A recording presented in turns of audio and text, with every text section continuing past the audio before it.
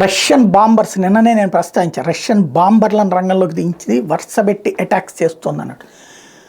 Kyiv ఏదైతే Ukraine రాజధాని మీద అటాక్ చేసింది, దానికి కారణం మొన్న బెల్గ్రేడ్లో ఉన్నటువంటి ఆయిల్ నిక్షేపాల మీద దాడి ఒక ఎత్తు అయితే, మాస్కో ఏదైతే రష్యా ప్రధాన నగరమైనటువంటి మాస్కోలో ఐఎస్ఐఎస్ దాడికి కారణం ఉక్రెయినే అని రష్యా నమ్ముతోంది. ఉక్రెయిన్ ద్వారానే వాళ్ళు లోపలికి ప్రవేశించారు, ఆ ప్రవేశించిన వాళ్ళకి ఆయుధాలు అది కూడా ఉక్రెయిన్ మద్దతుదారులే అందజేశారు.